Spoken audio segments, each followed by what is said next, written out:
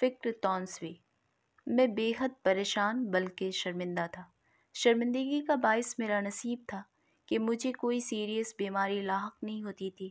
جب بھی کوئی بیماری آتی وہ نزلہ زکام میں بدل جاتی، زیادہ سے زیادہ سر کا درد، پیٹ کا درد یا کوئی پھوڑا ابھرتا اور مجھے جل دے کر 9-2-11 ہو جاتا۔ احباب اور رشتہ دار تانا دیا کرتے کہ ان غیر ضروری بیماریوں پر کوئی آپ سے کیا ہمدردی کرے۔ میری بیوی تو کنکھیوں سے کئی بار اشارے بھی کر چکی تھی کہ میں آپ کی خاطر مر مٹنے کے لیے تیار ہوں، لیکن اس مر مٹنے کی کوئی ٹھوس بنیاد بھی تو پیدا کیجیے۔ اور نہ جانے میرے کس پیار کی دعا قبول ہوئی کہ ایک دن میں صبح کو شیو کر کے اٹھا تو میری ایک لغزش پا نے پکارا، لینا کہ چلا میں۔ میری بیوی جو شاید اسی نادر لمحے کے انتظار میں ادھیڑ ہو گئی تھی، فوراً ڈاکٹر کو بلا لائی۔ ڈاکٹر نے کہا یہ لغزش پا نہیں ہے، سیریس بیماری ہے۔ بیوی کی زبان سے بے ساختہ نکلا، ہائے اللہ، یہ سیریس بیماری ان کی بجائے مجھے لگ جائے۔ ڈاکٹر نے رولنگ دیا، یہ فیصلہ ہسپتال میں جا کر ہوگا کہ بیماری کس جسم کے لیے موزوں ہے، یہ متنازع مسئلہ ہے۔ اتنے میں میرے بہت سے احباب اور رشتہ دار جمع ہو گئے تھے۔ انہوں نے ڈاکٹر سے ونس مور کہا اور باری تعالیٰ کا شکریہ ادا کیا کہ آخر میں تھرڈ ریٹ بیماریوں کے چنگل سے نکل آیا اور اب راہ راست پر چل پڑا ہوں۔ ان کی آنکھوں میں مسرت کے آنسو بھر گئے۔ انہوں نے تالیاں بجائیں، کئی ایک فرتے انبساط سے رقص کرنے لگے۔ میری بیوی نے جذبات سے کانپتے لفظوں میں اعلان کیا کہ وہ میرے غسل صحت پر یتیموں کو کھانا کھلائے گی۔ اسپتال کے بڑے ڈاکٹر نے سرگوشی میں ایک دوست کو بتایا کہ نروس بریک ڈاؤن کی بیماری ہے، ہو سکتا ہے کئی سال لگ جائیں۔ کئی سال؟ مجھے یتیموں کا مستقبل خطرے میں نظر آیا۔ اسپتال کے بیڈ پر لیٹتے ہی مجھے بے حد اطمینان ہوا۔ نہ پریشانی باقی رہی تھی، نہ شرمندگی ہی، بلکہ فخر سے پھولا نہ سماتا تھا کہ اب اس سیریس بیماری کی بدولت کئی لوگوں کو ایویلائز کر سکوں گا۔ میرے احباب خلوص اور ہمدردی کا فراخ دلانہ استعمال کر سکیں گے۔ رشتہ داروں کو ٹھنڈی آہیں بھرنے اور آنسو تھرتھرانے کا موقع نصیب ہوگا۔ میری ایک جنبش لب پر وہ اپنی گردنیں کٹوانے کے لیے تیار ہو جائیں گے۔ میری آنکھ کا ایک ہلکا سا اشارہ ان کی زنگ آلود روح کے سبھی بند دروازے کھول دے گا۔ میرے بدن میں ایک چھوٹی سی ٹیس اٹھے گی تو احباب مرغے بسمل کی طرح اسپتال کے سڑک پر تڑپتے ہوئے نظر آئیں گے۔ میری بیوی پرسان حال کے ہونٹوں پر انگلی رکھ کر کہہ سکے گی، سرہانے میر کے آہستہ بولو، ابھی ٹک روتے روتے سو گیا ہے۔ غرض میں اپنے آپ کو بڑا خوش نصیب سمجھتا تھا کہ زندگی میں کسی کے کام تو آیا۔ دوسروں کی خوشنودی کے چند لمحے بھی میسر آ جائیں تو وہ سنبلو، ریحاں اور لالو، یاقوت وغیرہ سے کم نہیں ہوتے، ورنہ اس سے پہلے تو زندگی جیسے بے برگو گیاہ ریگستان میں گزر رہی تھی۔ نہ کسی کے آنسو، نہ تبسم، نہ جذبات سے چور چور ہونٹ، نہ کسی کی ہمدردی، نہ کسی کا خلوص، نہ کسی کا امتحان، نہ کوئی ممتحن۔ اسپتال میں جاتے ہی سب سے پہلے تو میرے ایک منسٹر دوست نے میرے ریگستان میں ایک پھول کھلا دیا، یعنی ایک دوست کے ٹیلی فون پر میڈیکل سپرنٹینڈنٹ سے کہہ دیا کہ اس مریض کو فوراً ایک بیڈ عطا کیا جائے۔ اسپتال میں بیڈ میسر آنے کا مطلب ہوتا ہے جیسے کسی بے روزگار کو اپوائنٹمنٹ لیٹر مل جائے۔ میرے ایک پروفیسر دوست نے میری ہوا باندھتے ہوئے کہا، جی بیڈ کیوں نہ ملتا، ان کی رسائی تو منسٹروں تک ہے۔ مجھے منسٹروں کی اس پستی پر رحم کھانا چاہیے تھا، لیکن منسٹر کی خوشی مجھے بیڈ میں مل جانے میں مثمر تھی، اس لیے میں اس پستی کو شہد کا گھونٹ سمجھ کر پی گیا۔ بیڈ مل جانے کے بعد میں 3-4 دن تک یہ دیکھتا رہا کہ احباب اور رشتہ دار نہایت سرگرم ہو گئے ہیں، چاروں طرف بھاگے بھاگے پھرتے ہیں۔ وہ لمحہ بلمحہ اپنی دوڑ دھوپ کی رپورٹ لے آتے اور میرے حلق میں اڈھیل دیتے۔ کوئی بتاتا اسپتال کا ہارٹ اسپیشلسٹ میرے کالج کا ساتھی ہے اور مجھ سے میتھمیٹکس کی گائیڈ بک لے جایا کرتا تھا۔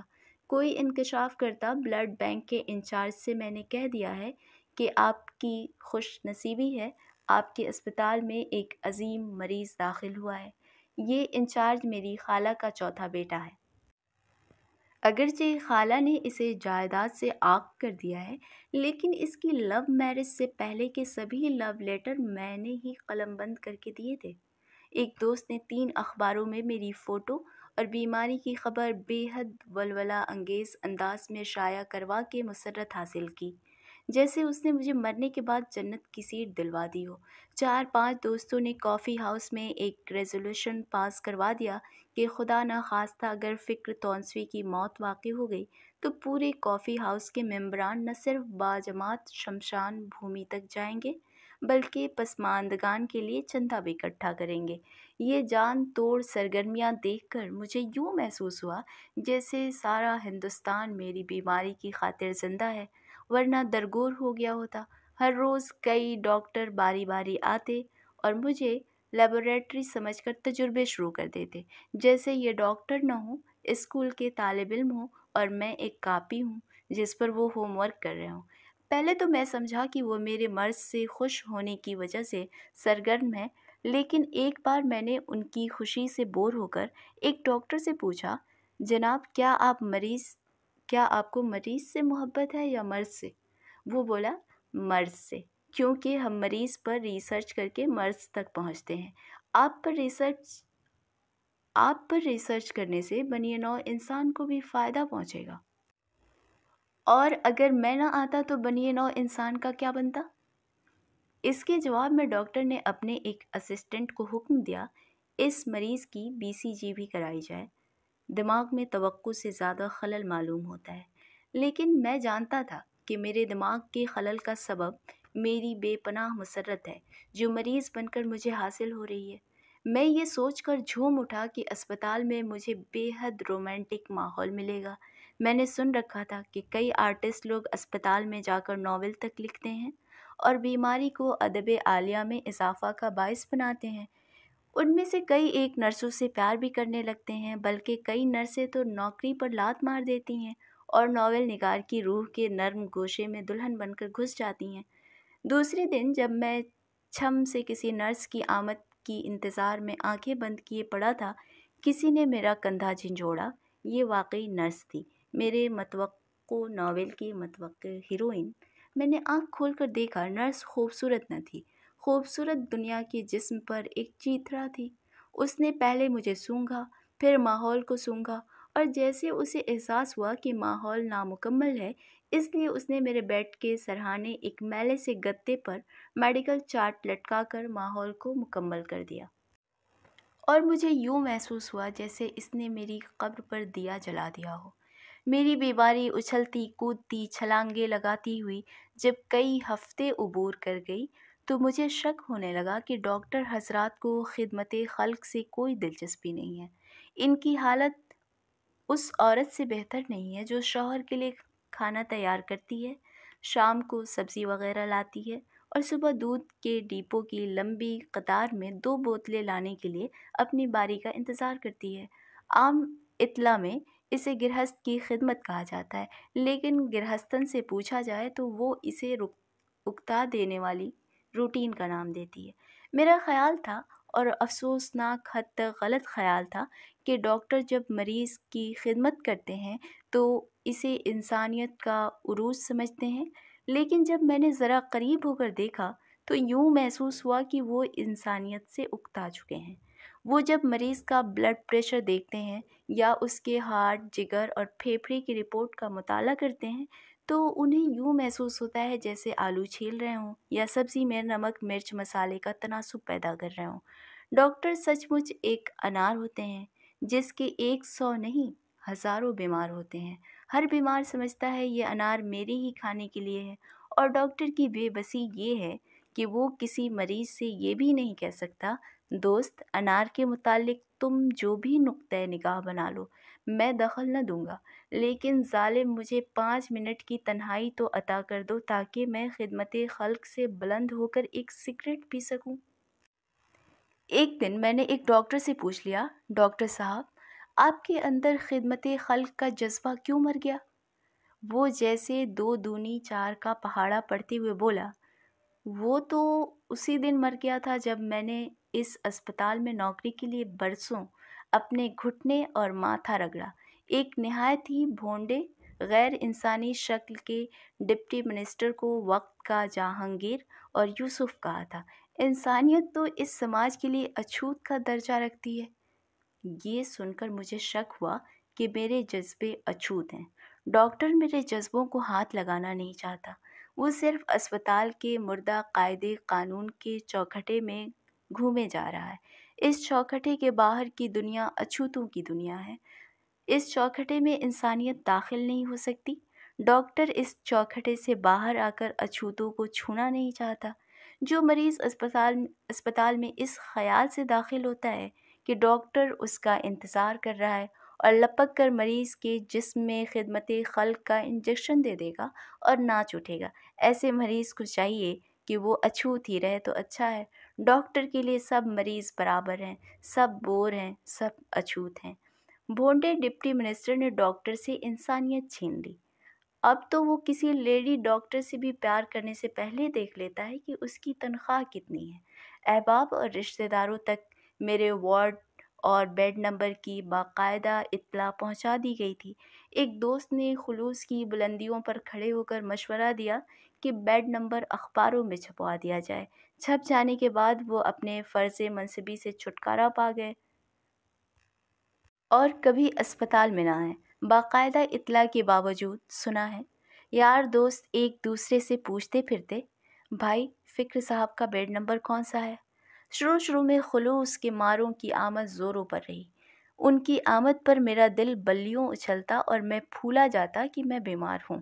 ہر ملاقاتی یہ جھوٹ بول کر بہت خوش ہوتا، جی آپ تو بالکل بھلے چنگے ہیں، ورنہ ایسے اعصابی امراض میں تو انسان ہڈیوں کا ڈھانچہ بن جاتا ہے۔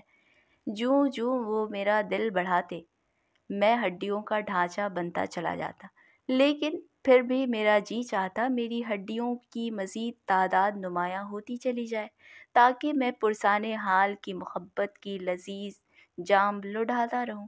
لیکن معلوم ہوتا تھا کہ میری اس سازشی پلاننگ کا علم احباب اور رشتہ داروں کو ہو گیا ہے۔ آہستہ آہستہ ان کی تعداد کم ہوتی گئی، یہاں تک کہ ایک دن نظروں سے بالکل اوجھل ہو گئی اور میرے بیڈ کے پاس صرف چند شیشیاں، ایک میڈیکل چارٹ اور ایک بیوی رہ گئی۔ شاید پرسان حال نے میرے مرض کی بو سونگھ لی کہ یہ مرض طول شب فراق کی مانند بڑھ گیا ہے اور زندگی صرف مرض کے گرد تو نہیں گھومتی، کئی اور اہم کام بھی ہیں، مثلاً پتنگ اڑانا، بلیک مارکیٹنگ ہے، لڑکیوں سے چھیڑ کرنی ہے، پڑوسیوں سے لڑائی جھگڑا کرنا ہے، غرض سینکڑوں ضروری کام ہیں۔ فکر تونسوی کا مرض زندگی کا ایک حقیر سا حصہ ہے، ایک گھٹیا سی روٹین ہے۔ سینکڑوں مریض ہر روز صبح اسپتال کی او پی ڈی کی کھڑکی کے سامنے کیو بنا کر کھڑے ہو جاتے ہیں۔ بھلا بیمار ہونا بھی انسان کی کوئی بنیادی ضرورت ہے؟ اور یوں آہستہ آہستہ میں غیر دلچسپ ہو گیا۔ ہمدردی اور خلوص کا سیلاب ایک دم تیزی سے شام کی سورج کی طرف ڈوب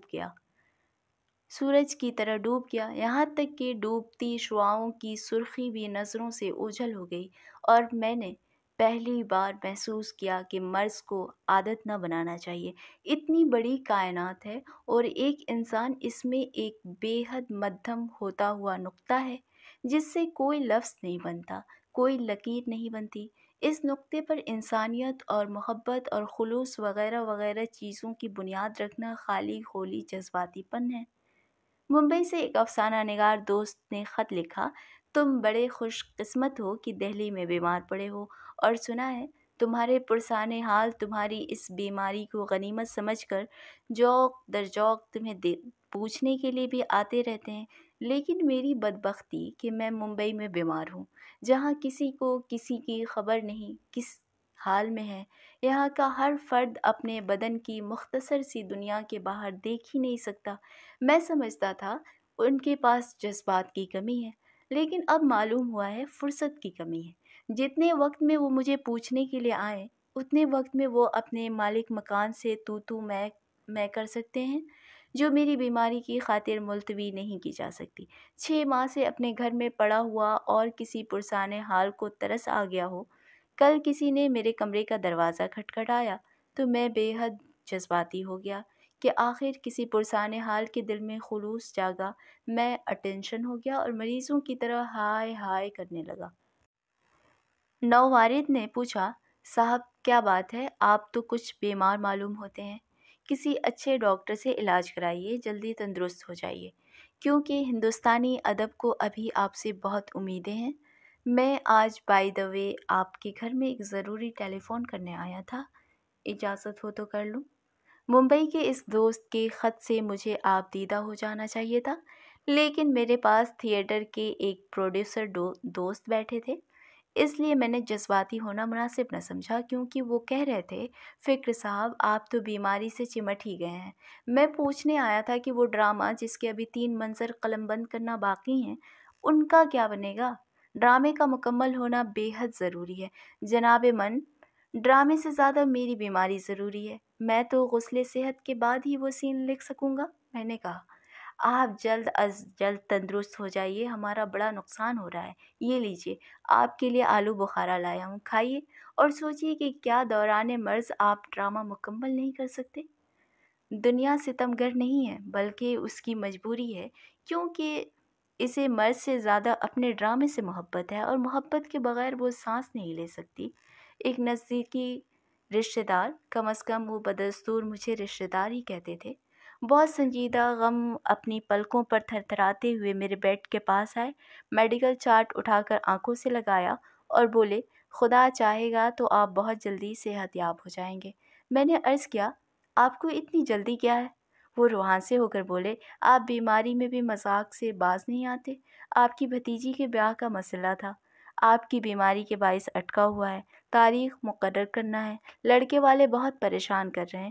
آپ جانتے ہیں کل جگ ہے، کسی کی نیت بدلتے دیر نہیں لگتی۔ میں نے ان سے ہمدردی کرتے ہوئے کہا، غلطی میری تھی کہ کل جگ میں بیمار ہوا، آپ بیاہ کر دیجیے، میری بیماری پر بھروسہ مت کیجیے۔ چند دن بعد معلوم ہوا انہوں نے بیاہ کر دیا ہے۔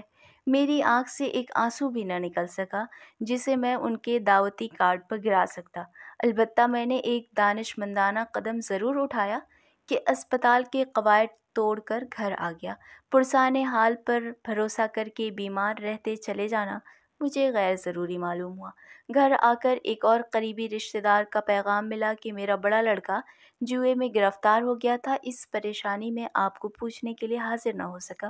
ایک 10 سالہ پرانے دوست کو کاغذ کی ایک چٹ لکھ کر بھجوائی کہ میں تمہارے ہجر میں تڑپ رہا ہوں، اسپتال میں نہیں آئے تو گھر پر ہی آ جاؤ۔ اس نے اسی چٹ کی پشت پر جواب دیا، اب تم نے مجھے شرمندہ کرنے کی ٹھانی ہے، اس لیے میں تمہیں شکل نہیں دکھا سکتا، میں تمہیں نارمل حالت ہی میں دیکھ سکتا ہوں، بیمار حالت میں تمہیں دیکھنا میری قوت برداشت سے باہر ہے۔ ایک اور دوست سے کافی ہاؤس میں ملاقات ہوئی، ہنس کر بولے، میں نے سنا تو ضرور تھا کہ تم بیمار ہو، لیکن میں نے سوچا مذاق کرنا تمہاری عادت ہے، شاید تم نے بیماری سے بھی مذاق کیا ہوگا، اب کیسے ہو؟ اس کے بعد ہر رشتہ دار اور دوست کے گھر جا کر اطلاع دے آیا کہ میں اب بھی بیمار ہوں، اس لیے موقع غنیمت ہے، آ کر میری پرشش حال کر جاؤ۔ ایک صاحب الٹے مجھ سے شکایت کرنے لگے، واہ فکر صاحب، آپ نے بھی کمال کر دیا، میں اسپتال میں آپ کی صورتحال پوچھنے کے پہنچا تو معلوم ہوا آپ ڈسچارج ہو کر گھر چلے گئے۔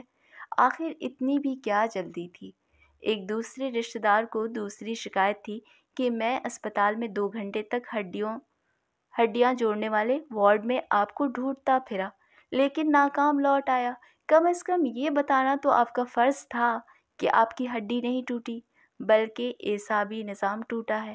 میں نے معافی مانگی اور وعدہ کیا کہ آئندہ موقع ملا تو ہڈی ہی توڑواؤں گا، اور اسپتال سے باہر آ کر میں نے محسوس کیا کہ دنیا ویسی کی ویسی ہی ہے۔ کسی کو کسی سے دلچسپی نہیں، ہر آدمی ایک دوسرے کے ساتھ قہقہے لگانے میں مصروف ہے۔ ان کی محفل میں کون آیا، کون مر گیا، کس کی ہڈی ٹوٹ گئی، کس کی آنکھ پھوٹ گئی، کون دیوالیہ ہو گیا، کس کی لاٹری نکل آئی، ان تمام تبدیلیوں سے بے نیاز اس دنیا کا ہر آدمی اپنے ہی چند سانسوں میں مگن ہے، اور مجھے بھی اپنی ان محفلوں میں انہوں نے یوں کھپا لیا جیسے میں کبھی بیمار نہ ہوا تھا، اور جیسے کہ میں ان کی خاطر بیمار نہیں ہوا تھا بلکہ اپنے بدن کی آزمائش کرنے کے لیے بیمار ہوا تھا۔ البتہ پرسان حال اب بھی شاید خلوص و محبت کے مارے مجھ سے میری صحت کے بارے میں پوچھ لیتے ہیں اور اس بات پر بہت افسوس کا اظہار کرتے ہیں کہ میں نہایت غلط دوائیں لیتا رہا۔ وہ مجھے مشورہ دیتے ہیں، مختلف نسخے بتاتے ہیں کہ میں ان پر عمل کروں تو بالکل تندرست ہو جاؤں گا۔ بلکہ ایک دوست تو مجھے اپنے گھر لے گئے اور میرے ہاتھ میں دوا کی ایک شیشی تھماتے ہوئے بولے، اسے استعمال کیجیے، تیر بہدف ہے۔